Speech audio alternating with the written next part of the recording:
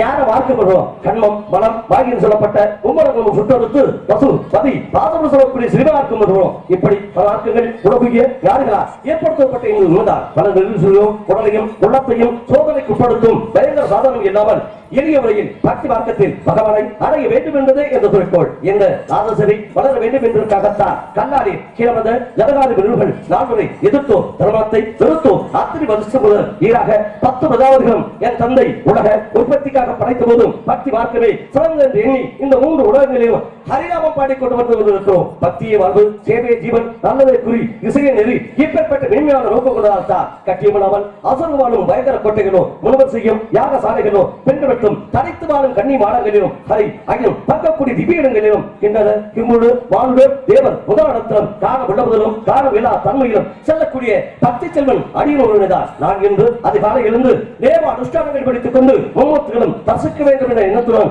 கைலாயம் சென்று அங்கு சாட்சாத் சிவபெருமான் இடவகத்தில் உமாதேவி வீட்டிலிருக்க அவனை கண்டு தரிசித்து அவர்கள் உல்லாசி பெற்றுக் கொண்டு சத்தியவனம் சென்று அங்கு என் தந்தை பிரபதங்களும் தாய் கலைவாணி வீட்டிலிருக்க அவனை கண்டு தரிசித்து அவர்கள் உல்லாசி பெற்றுக் கொண்டு இன்று என் கழகத்திற்கு வருகின்றி தவித்துக் கொண்டிருக்கிறேன். நான் இன்று இந்த இடத்தில் இப்பொழுது ஏதாவது ஒரு கழகம் செய்தாக வேண்டும். அப்படி செய்யாவிட்டால் என் தலையகப்பட்டது 1008 சுக்குடுகள்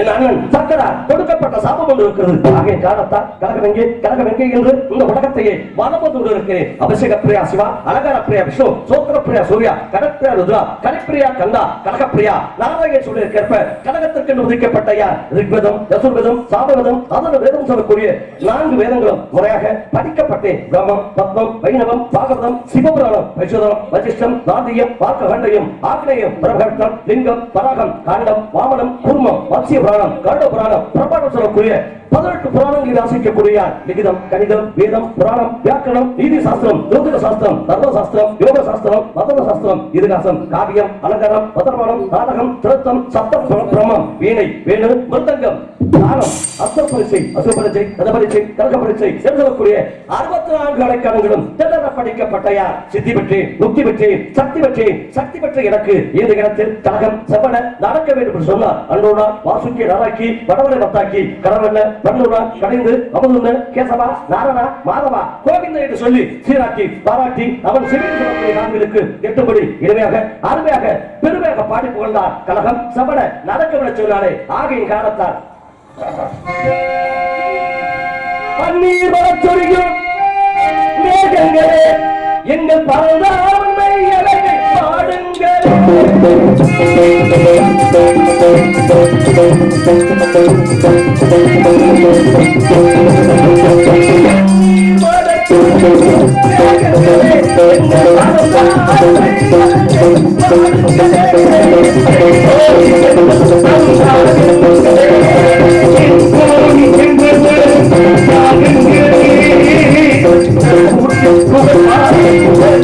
எங்கள் ஸ்ரீகிருஷ்ணமூர்த்தி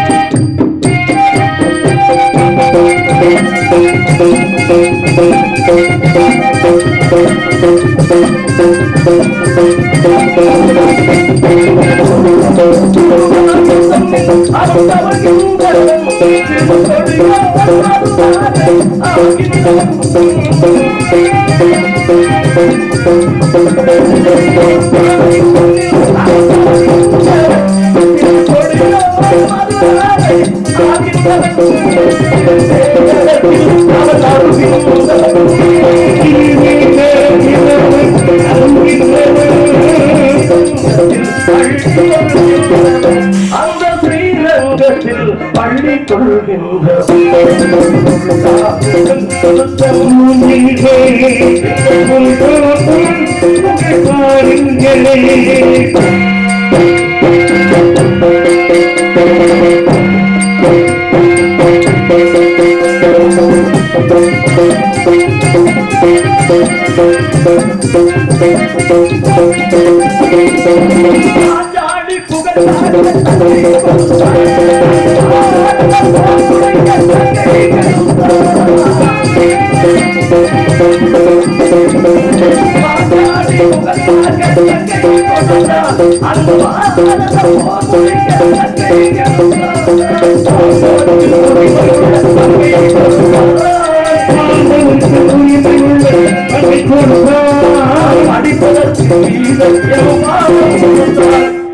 படிப்பதற்கு கீதை பாடம் அப்படி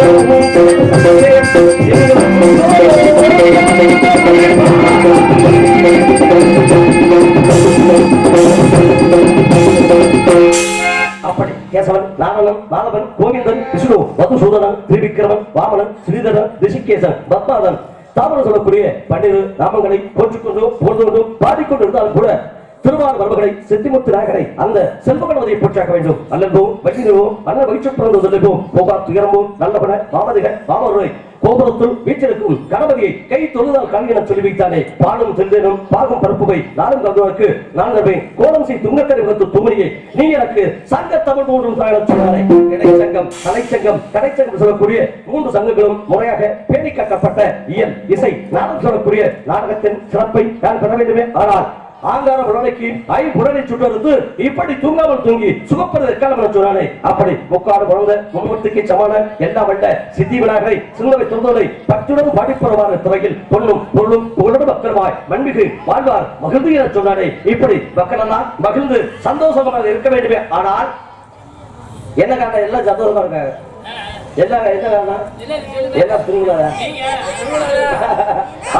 இப்படி திருவிழா என்பதற்கான காரணம் அப்படின்னா தெய்வத்தினுடைய அருளை பெற வேண்டும். ஆனா உலகத்துல எத்தனை தெய்வங்கள் உண்டு. ஆனால் எந்த தெய்வத்துடைய அருள் இருந்தால் நாம் சென்ற இடம் சிறப்பா இருக்கிறோம். அப்படியா? ஆனா எந்த தெய்வம் துணை இருந்தால் நாம் சென்ற இடம் சிறப்பா இருக்கிறோம் அப்படிங்கிறத ஒண்ணு நம்ம கும்பிடுங்கிற குறைசாங்க. இன்னொன்னு என்ன அப்படின்னா அந்த ஊரை கட்டி காத்துக் கொண்டு இருக்கக்கூடிய காவல் தெய்வத்துறை இந்த 2 தெய்வத்துடைய தொடர்ந்து அழைப்போம். நம்ம சென்ற இடம் போறாமே நமக்கு சிறப்பு தான். ஏன் சொல்ற அப்படின்னா சில பேர் பாத்தீங்கன்னா உள்ளூர்களுக்கு சாமியை கும்பிடுறதே கிடையாது. பூராமே வெளியிடப்பட்டேன். இங்க ஒருத்தர் ஐயனார் அருவா நம்ம வெறுங்கை நீட்டிக்கிட்டு 5 வருஷம் அனுப்பாரு. அவருக்கு ஒரு அருவா செஞ்சு கொடுக்குறது காரணம் இருக்காது. ஆனா இங்க இருந்து அம்மன் கோயிலுங்க ஐயப்பன் கோயிலுங்க அப்படின்னு சொல்லி எங்கெங்கேயோ போயிட்டு இருப்போம். இருக்கும் இடத்தை விட்டு இல்லாத இடம் தேடி எங்கெங்கோ அழைக்கிறாங்க ஞான தங்கமே அப்படிங்கிற மாதிரி இருக்கிற இடத்தை விட்டு நம்ம எங்கேயோ சுத்திடுவோம். இங்க ஒருத்தர் முருகன் இருப்பாரு. அவருக்கு விளக்கு போடுறது காரணம் இருக்காது. ஆனா பிராணி மலையில தாண்டி அங்கே பழனிக்கு பாதயாத்திரை நம்ம போய்கிட்டு இருக்கோம். எந்த வகையில் பார்த்தாலும் இந்த உள்ளூர் தெய்வத்துடைய ஆசியம் அந்த குலசாமியுடைய ஆசியம் இல்லை அப்படின்னு சொன்னா அந்த தெய்வத்துடைய ஆசியம் அடுக்கிறகத்தையும் உங்களால் கண்டிப்பாக பெற முடியாது. வீட்டுல நீ தாய் தப்படு பட்டியா போட்டு நான் 1000 பேருக்கு அன்னதானம் விடுகிறேன் அப்படின்னு சொல்லி பெருமைக்காக அன்னதானம் விட்டா அந்த புண்ணியம் உங்களை வந்து சேராது. இதான் உண்மை. கடமை கண்ணியம் கட்டுப்பாடு கலாச்சார நிலையில் உயர்ந்த மதமது அப்படின்னா ஹிந்து கலாச்சாரங்கள் கல் தோன்றி வந்தோட காலத்தில் முன்தோன்றிய மூத்த குடில் என்கின்ற பெருமை வாய்ந்த மதம் எது அப்படின்னா ஹிந்து கலாச்சாரம். ஆனால் அப்பேற்பட்ட கலாச்சாரமே மாறிடுச்சு, சுத்தம் மாறி போச்சு.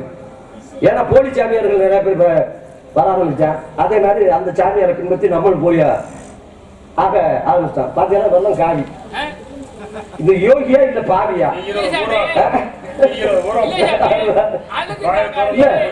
நெசமா இப்ப பாத்தீங்கன்னா பிழைப்பதற்கு ஒரு முதல்ல வந்து 5 பூதம் கழித்தான் சொன்னோம். காய் வெட்டிய பார்த்தா அடிக்க வரணும் கூட கொஞ்சம் யோசிப்பானோம். மாலை ஓட்டிருக்கேன் போட்டிருக்கணும். ஆனா பக்கா பிராண பையனே வந்து தெரியாது. ஆனா இதை போட்டுட்டு அடிக்கிறாரு. என்ன அடிக்கிறாரு? எல்லாமே ஆக எல்லாத்துலயுமே ஒரு வரமுறை. அந்த வரமுறை மாறிவிட்டது. இப்ப பாருங்களேன், தெய்வ வழிபாடுல ஒரு வரமுறை இருந்தது. பெரியவங்க வச்சாங்க. கிறிஸ்தவர்கள் உண்டு, இஸ்லாமியர்கள் உண்டு, அதே மாதிரி நாமளும் உண்டு. கிறிஸ்தவர்ல பாருங்க சாமி கும்பிடுறது ஒரு கணக்கு. வாரத்துல ஞாயிற்றுக்கிழமை அவங்க கோயில அவங்க சாமி கும்பிடுவாங்க. அதே மாதிரி இஸ்லாமியர்கள் பாருங்க வெள்ளிக்கிழமை சரியா 12:45 2 லட்சம் ரூபாய் வருமானம் வந்தாலும் சேர்த்தியா வருமானத்தை அப்புறம் பார்ப்போம் அப்படின்னு நிப்பாட்டி வச்சுட்டு தொழுகை அப்படிங்கிறதுல அவங்க தொழுகை அப்படின்னு சாமி கும்பிட ஆரம்பிச்சிருவாங்க. ஒருத்தர் வெள்ளிக்கிழமை கும்பிடுறாங்க, ஒருத்தர் ஞாயிற்றுக்கிழமை கும்பிடுறாங்க. ஆனா நாம என்ன கிழமை கும்பிடலாம்? வாரத்துல எல்லா நாளும் கும்பிடலாம். ஆனா ஒரு நாள் கூட கும்பிடுறது இல்லை. இதே நம்ம கலாச்சாரம். ஆமா சரி சரி, ஆண்டுக்கு ஒரு முறை இந்த மாதிரி அற்புதமா திருவிழா வந்து அன்னைக்காக ஒழுங்கா போய் சாமி விடுங்க அப்படின்னு சொல்லி பெரியவர்கள் தெய்வத்தை வழிபடுவதற்கு இதுதான் பாதை அப்படின்னு சொல்லி பாதை விழுத்து வச்சிருப்பாங்க. யாரும் பாதையில் போறது இல்லை, பூராமே சாமியோட போதையில தான் போறது. விளக்கமா கூடை கட்டிக்கு சங்கட பார்த்தாங்க.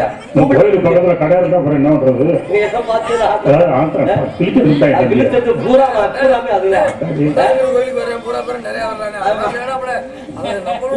கூடை கட்டிக்கிட்டு சங்கட பார்த்தாங்க. பூவிடா இருக்கக்கூடிய நிச்சயம் கேட்டுக்கு வருவேன் மதுவும் குடிச்சிட்டு எங்கே விடாலுமே விளங்காது.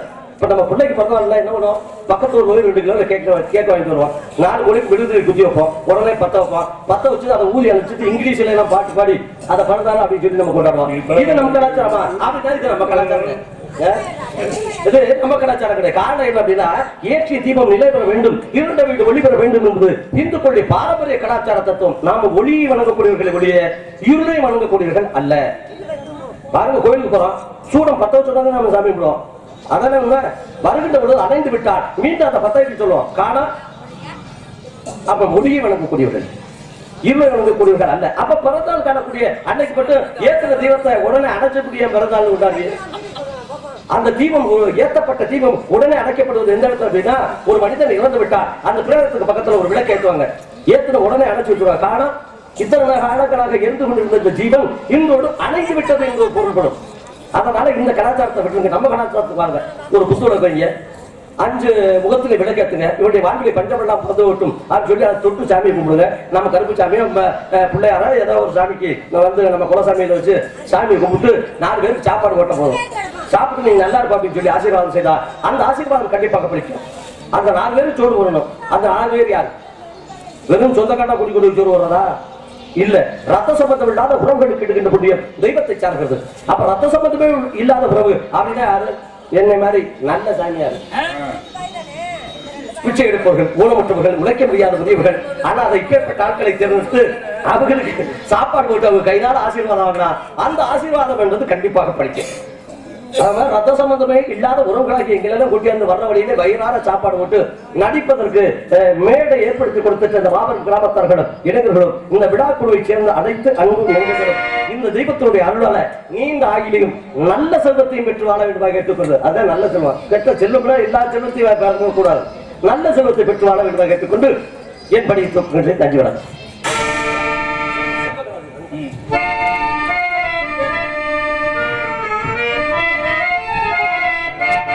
செல்வ கணவனியே எங்கள் குல சித்தி விநாயகனே,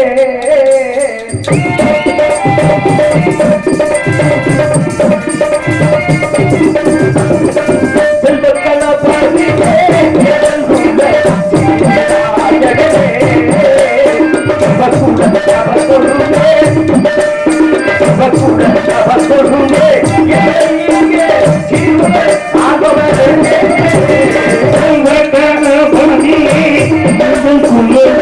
சித்தி விநாயகனே,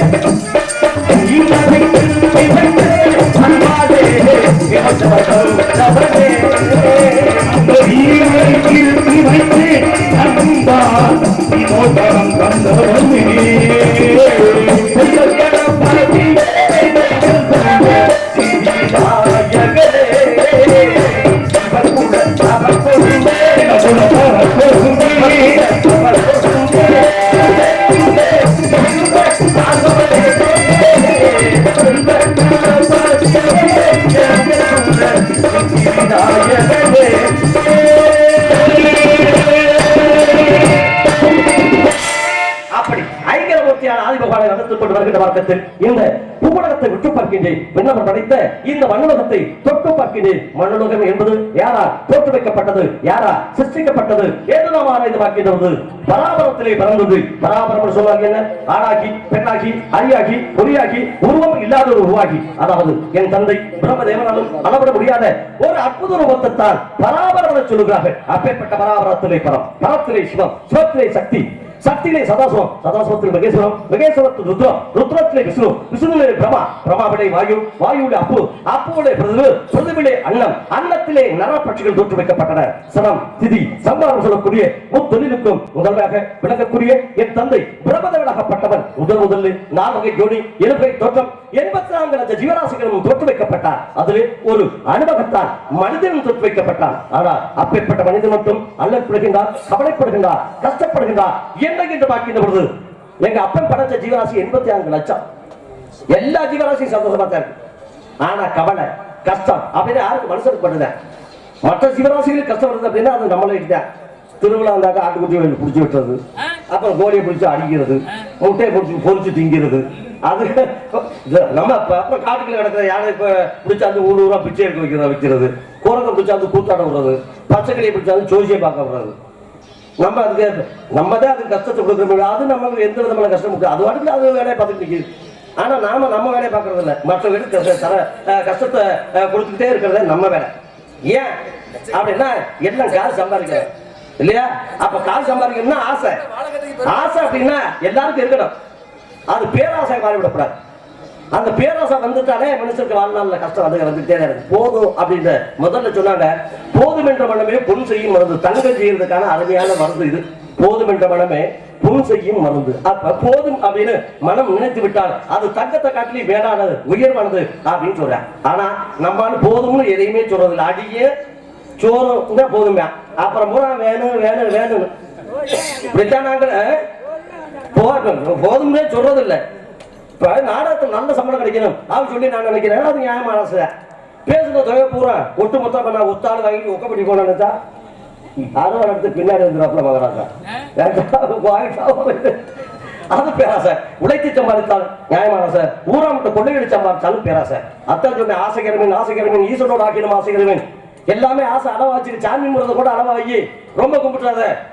அப்ப சாமியார் எங்க மாதிரி ஆளுங்க 12 மாதம் மாலை போட்டுட்டு மலைமலைக்கா திரியலாம். 12 மாதம் பொங்க சோறு எங்க கொடுக்குறாங்க, புளியோதரை எங்க கொடுக்குறாங்க. ஆனா நீங்க அப்படி செய்யக்கூடாது. நீங்க இல்லறவாசிகள், குடும்பவாசிகள். நாங்க சாமியார் கோயில் நாங்க தெரியலாம்.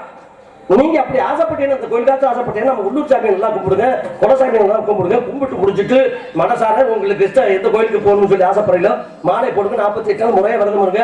48 நாள் முடிஞ்சா போய் சாமியை தரிசனம் பண்ணுங்க. மாலை கலத்துக்கு வீட்டுக்கு வாங்க. மாட்டை பிடிச்சோமா கண்டை பிடிச்சோமா வயலுக்கு தண்ணியை பாய்ச்சணுமா இப்படி போயிடும். அதை விட்டு சாமியார் கோயில் மாதிரி காய் வீட்டு கட்டிட்டு சாமியார் பின்னாடியே 12 மாசம் மாலை போட்டுக்கு மலைமலைக்கா நீங்க ஏறிட்டு தெரிஞ்சுன்னு வச்சுக்கோங்களேன். நம்ம வேண்டாட்டி நமக்கு சோறு விட மாட்டான். பக்கத்து வீட்டுக்காரங்க போட்டோம் நீங்க ஏன் சாப்பிட்றா என் புரிஞ்சு ஜாமியாரா போயிட்டாங்க அப்படின்னு. அது மாதிரி 2 கட்டியா பொட்டு வளர்ந்தேன் அப்படிங்கிற மாதிரி. ஆக மொத்தத்தை பார்த்தீங்கன்னா வாழ்க்கை என்பது ஒரு வட்டம். அந்த வட்டத்தில் இருக்கிற வரைக்கும் எந்த சட்டமும் நம்மை தண்டிக்க போவது கிடையாது. இப்படித்தான் வாழ வேண்டும் அப்படிங்கிற வாழ்க்கை, எப்படினாலும் வாழலாம் அப்படிங்கிற ஒரு வாழ்க்கை, இப்படித்தான் வாழ வேண்டும் என்று தேர்ந்தெடுத்து வாழ்கின்ற வாழ்க்கை உலகத்தவர்களால் போற்றப்படுகிறது.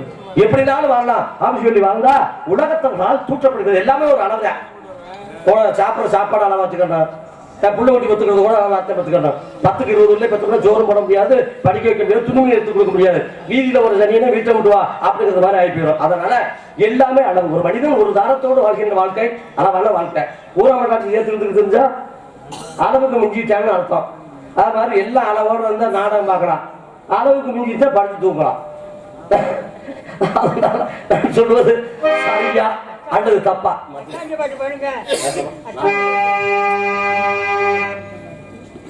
பணம்தான் இல்லைன்னா அன்னை பாசம் நமக்கு கிடைக்காது. காசுதான் இல்லைன்னா நம்ம காதல் கூட மதிக்காது. பெற்ற தாயிடத்தில் நான் பட்ட கடன் ஏறானோ முடிந்தால் அடைத்திடுவோம். முடிந்தவர எல்லாரும் என்னை நம்பி குடும்பம் அங்கே காத்து நிக்கிறடா. அது வெளிச்சம் வர ஒரு விரனா மெழுகு பத்தியடா. சரியா தப்பா சரியா தப்பா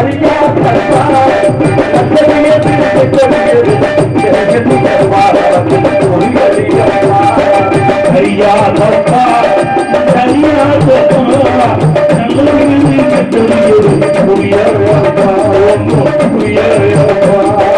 அதுவரை முதல் அதுவரை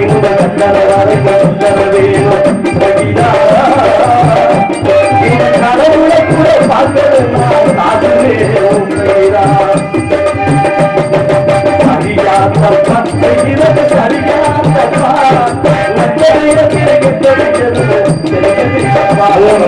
புரியப்பா.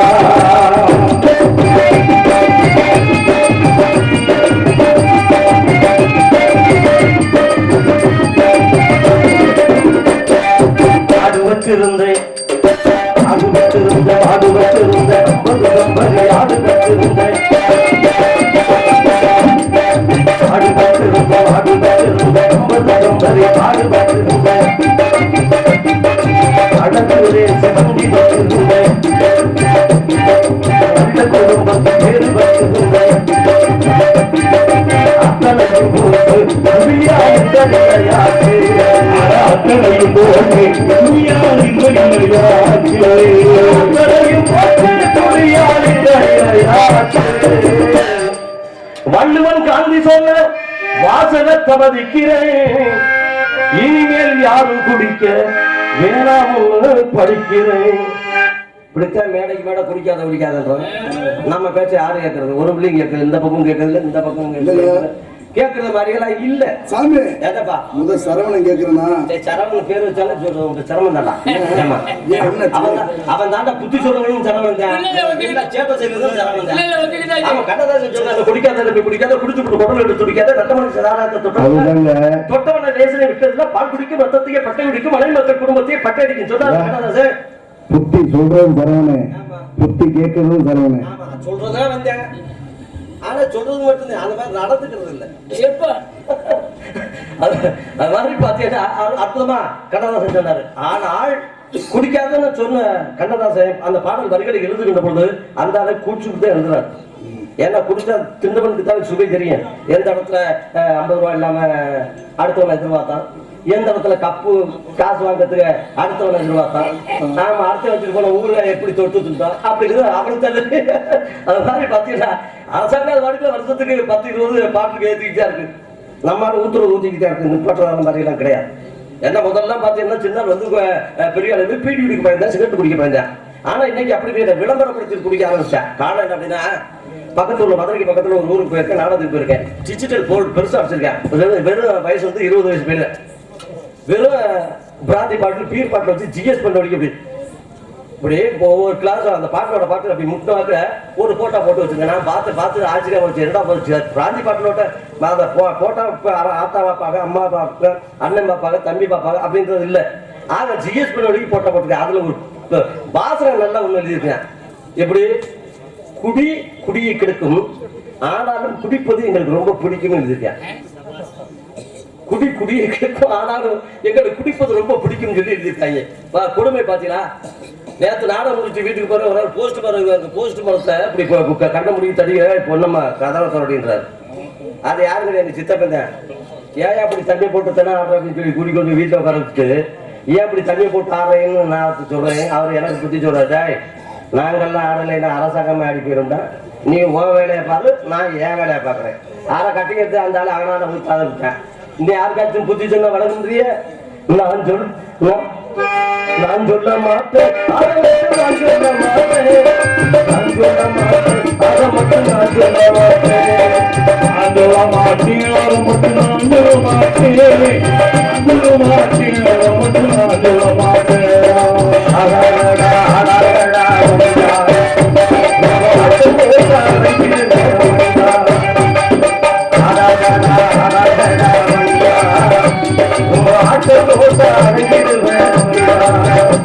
அந்த ஆண்டவன் சாவி கொடுத்து ஆக்கி வைக்கிறார்.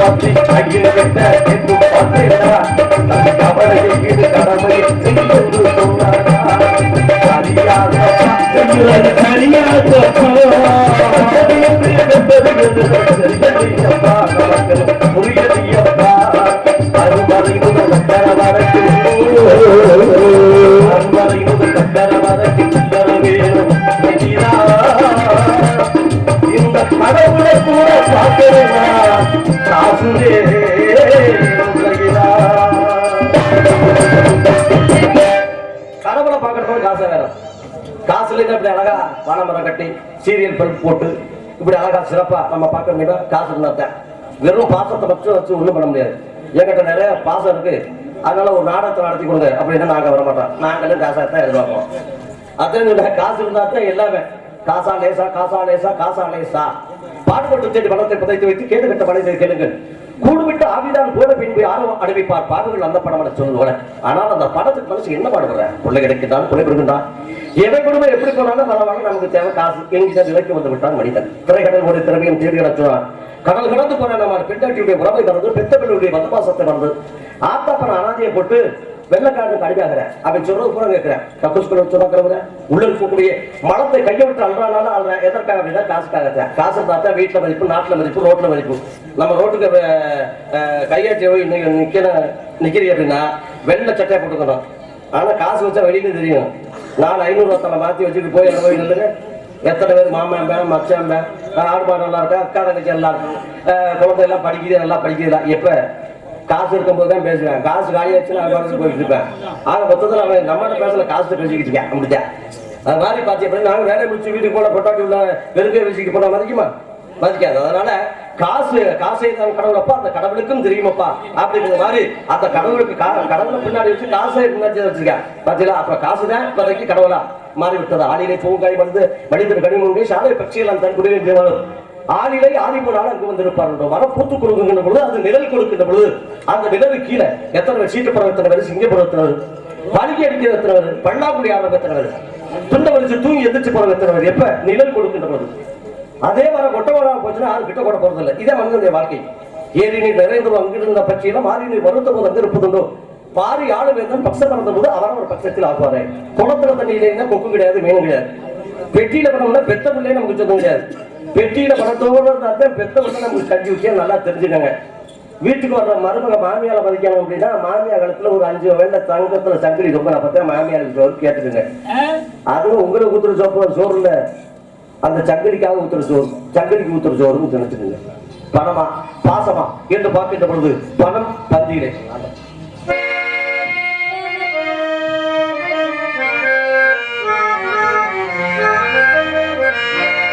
பணம் பந்தியிலே கோபுப்பையிலே இதை பார்த்து அறிந்து நடக்காதவன் மனிதனில்லே, பிறகு மனிதனில்லே.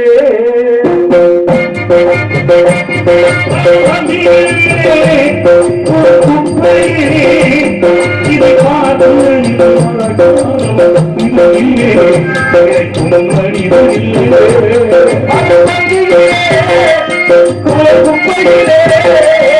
இதை பார்த்து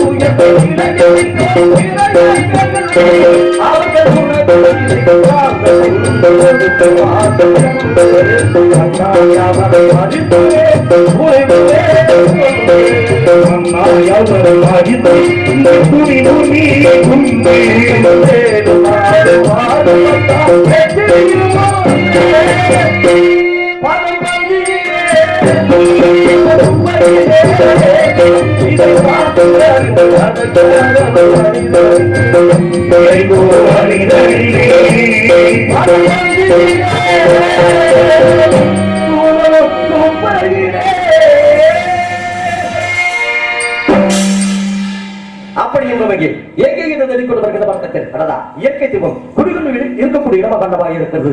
இந்த இடத்தை பார்க்கின்ற பொழுது மரங்கள் தான் எத்தனை வகை: தென்னை, தேவரம், கொங்கு, கொய்யா, செண்பகம், வில்வம், பலா, ஆள், அரசு, ஆத்தி, அசோன்னு சொல்லக்கூடிய பல வகை வண்ண மரங்கள் அலங்கரிக்கப்பட்ட இச்சோலைகளில் மயிலின் நடனம், குயிலின் இன்னிசை பாட்டும் என் மனதை கொள்ளைகளாக உள்ளது. ஆறுகளும் அருவிகளும் பெருங்குகளும் பல்வேறு வண்ணமலகா அலங்கரிக்கப்பட்ட சோலைகளும் காடுகளும் காடுடைய முதல்களும் பாறைகளும் சருங்களும் பள்ளத்தாக்குகளும் பெரும் தத்துவ மேதை ஞானியெல்லாம் வந்து தங்கி யாகம் செய்ய தகுதி வாய்ந்த இடமாக அல்லவா இருக்கிறது. இந்த இடத்தை பார்க்கின்ற பொழுது அந்த விண்ணுலகமே மண்ணுலகத்துக்கு வந்தது அல்லவா என் கண்களுக்கு காட்சியளித்துக் கொண்டிருக்கிறது.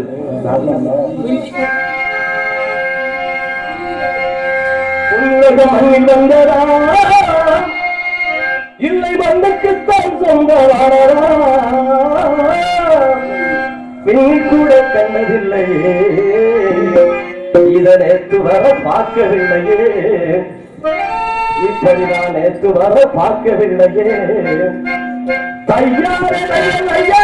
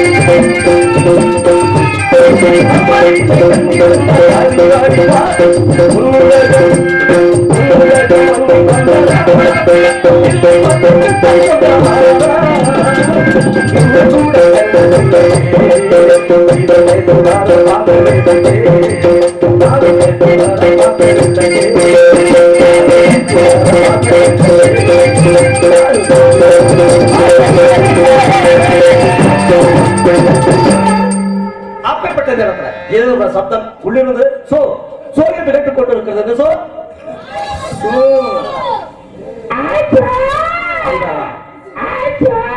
அற்புதமான ராகம், இனிமையான ராகம், இந்த இடத்தை அலங்கரிக்கும் இன்ப ராகமாக அல்லவா இருக்கிறது. இந்த ராகத்தை கேட்கின்ற பொழுது வைரம் நகத்தால் நகட்டு, வைர கோபுரத்தால் விக்கப்பட்டி, பச்சமணி நிறத்தால் வரிசைத்து, பசுமண் நகத்தால் பதிவு செய்து, பாங்குடன் சுவர்க்கர்மம் செய்து வரும் பாவைக்குற மாதம் என்று பாடுகின்றார். எப்படி ஆளுநம் சோ ஆளுநம் சோ ஆளுநம் சோ அடுதா வான்களந்த மாணிக்க வாசகா, நான்களது பாடு வான்களந்த மாணிக்க வாசகா, நான் கலந்து பாடுகா நற்கர்பஞ்சாத்திலே தேன் கலந்து பால் கலந்து தீங்கனை சுவை கலந்து ஊன் கலந்து உயிர் கலந்து ஓட்டாமல் நிற்கிற பாயன சொன்னானே, அந்த பாட்டை நம்ம கேட்டுக்கிட்டே இருக்கலாம். வைரமணி நகத்தால் கால்கட்டு, வைர கோபுரத்தால் விட்டம் பொட்டி, பச்சமணி வைரத்தால் வரை சேர்த்து, பசுமண் நகத்தால் பகிர் செய்து, பாவுடன் சுவர்க்கர்மம் செய்தவரன் பாவை குறமாதம் என்று பாடுகின்றார். எப்படி ஒரு அதிசயமான ராகம். இத்தனை காலமா ஏதோ சத்தம் கேட்குமோ, ஒரு முறை சத்தப்படாது.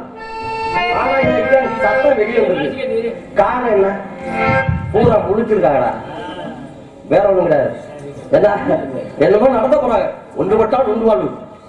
இப்ப சுதந்திரம் பெற முடிந்தது நாம ஒன்றுபட்ட காரணத்தால, வீர விளையாட்டு ஜல்லிக்கட்டை பெற முடிந்தது நம்ம ஒன்றுபட்ட காரணத்தால். இப்ப அற்புதமான திருமணம் நடக்குதுன்னா இவங்கெல்லாம் ஒண்ணு கூடின காரணத்தினால, இவங்கெல்லாம் ஒண்ணு கூடி இருக்கு. புரியல இருந்தாலும் அதிசயராகம்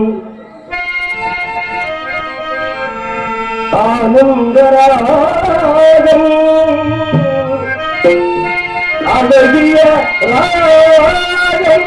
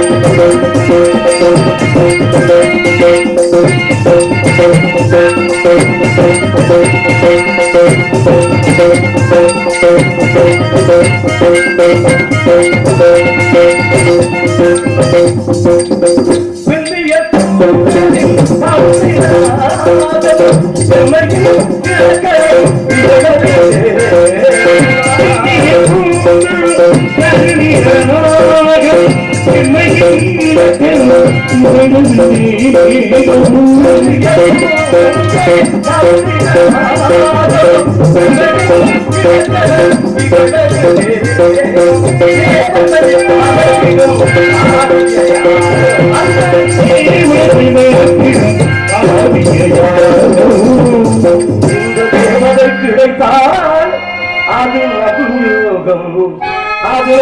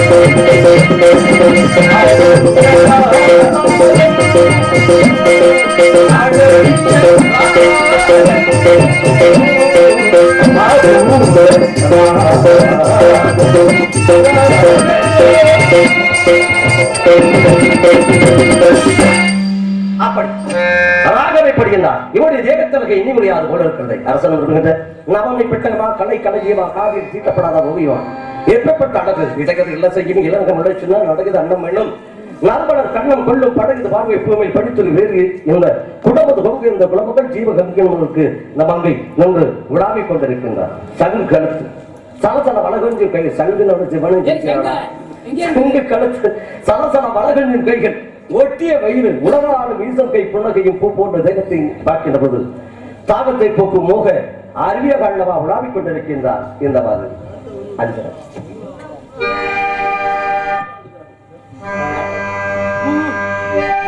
கவலையே தனிமையில் போராடும்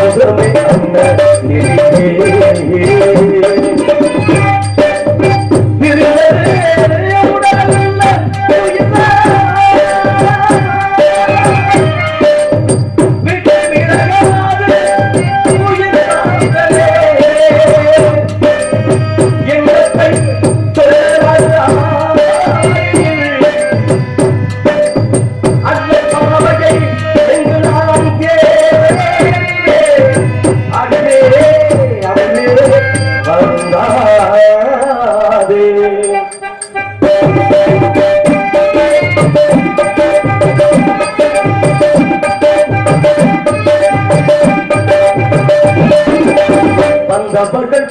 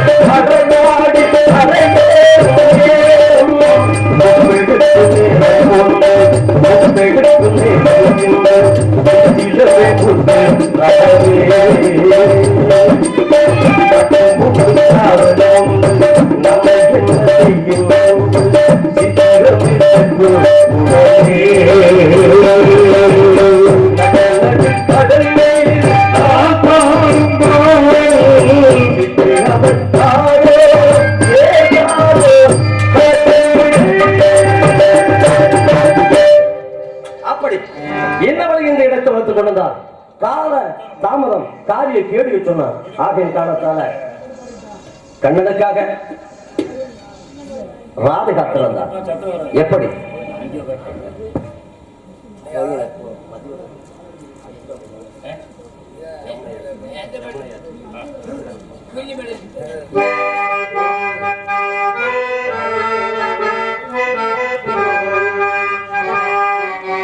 ஈரக்காற்றிலே யமுனை ஆற்றிலே கண்ணனோடுதான் ஆட பாவை போற்றிட பாவை பார்த்திட பாவை ராதையோ பகலும் போனது இரவும் போனது மன்னன் இல்லையே கூட இளைய கண்ணியின் இமைத்திடாத கண் இங்கும் அங்குமே தேட தாய பாடிய கண்ணன் இல்லையோ ஆசை வைப்பதே அன்பு சொல்லையோ பாரம் யமுனை ஆற்றிலே ஈர காற்றிலே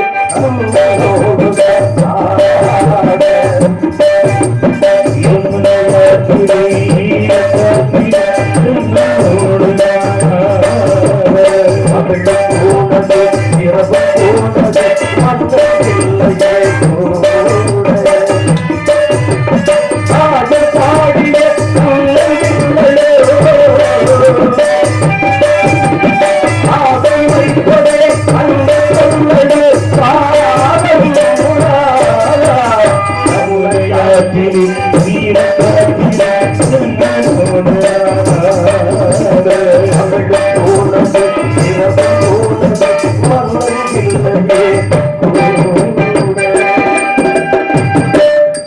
அப்படி அவள் தேடினார் கண்ணனை. இவள் யாரை தேடிக்கொண்டிருக்கிறார்? சுந்தரவன் ஏதாவது